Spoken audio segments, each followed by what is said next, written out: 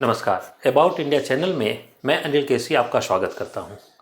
और इस about India channel के भारत की जो परंपराएं और रीतियां हैं उसकी जो है वह आज हम लोग सीरीज 10 लेकर आए हैं। और इस सीरीज 10 में हम लोग यह बताने का प्रयास करने जा रहे हैं कि आखिर माँ लक्ष्मी जो होती हैं, माँ लक्ष्मी का वाहन उल्लू ही क्यों है। माँ लक्ष्मी का वाहन उल्लू ही क्यों है। तो आप माँ लक्ष्मी के वाहन जो है वो उल्लू जो है वह से तुलना करें। आप गौर करके देखिए, हम लोग जो है वह वास्तव में उल्लू को जो है वह देखते हैं तो माँ लक्ष्मी के वाहन के पास जो है वह हमें उल्लू जो है वह दिखाई जो है वह देता है, ठीक है।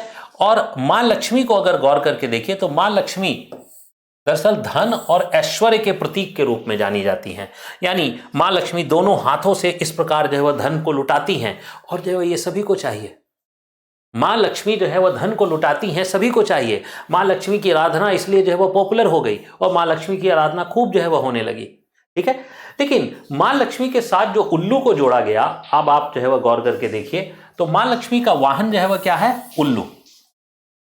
तो दरअसल जो है उल्लू को कुछ समाज के लोग जो है धन, समृद्धि और अच्छे भाग्य का प्रतीक जो है वह मान लेते हैं।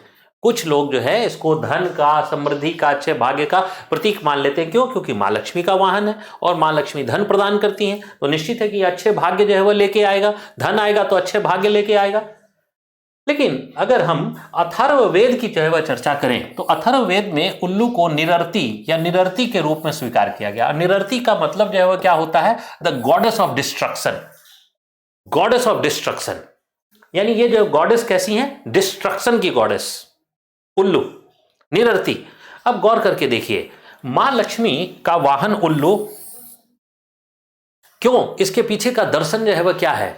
तो आप देखिए, हम लोग जो है वह सामान्य बोलचाल की भाषा में ही जो है, अगर कोई आपको जो है फूल बनाने का यानी बेवकूफ बनाने का प्रयास करता है तो हम लोग बोलते हैं उल्लू मत बनाओ। दरअसल पक्षियों में सबसे जो है वह सबसे कहा माना जाता है, सबसे बेवकूफ जो पक्षी होता है वह उल्लू होता है। सबसे बेवकूफ पक्षी जो है वह उल्लू होता है, ठीक है।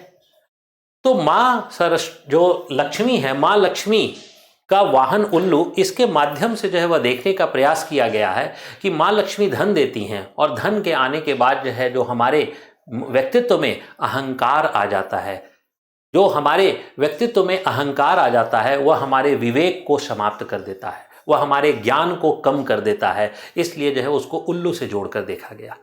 यानी वह धन आ जाने पर हमारे अहंकार आ जाते हैं और वो हमारे विवेक को कम कर देता है, वह हमारे ज्ञान को कम कर देता है, हमारे सोचने सकने की शक्ति को जो है थोड़ी देर के लिए छीन कर देता है। हम लोग हर चीज का मूल्यांकन धन से करने लगते हैं। कुछ भी होगा हम देख लेंगे, हम देख लेंगे, पैसा है ना हमारे पास। यह जो विवेक है, यह विवेक को मारना है और इसीलिए जो है वह उल्लू से इसकी तुलना जो है वह की गई है। इसीलिए आप देखते होंगे कि जब दीपावली होती है तो दीपावली के समय जो है माँ लक्ष्मी की आराधना के पहले हम भगवान गणेश की आराधना करते हैं। माँ लक्ष्मी की आराधना के पहले भगवान गणेश की आराधना करते हैं। क्यों भगवान गणेश की, क्यों नहीं उल्लू की आराधना कर दिया? नहीं करते हैं, भगवान गणेश की आराधना करते। क्यों? क्योंकि भगवान जो है गणेश वह बुद्धि के देवता हैं।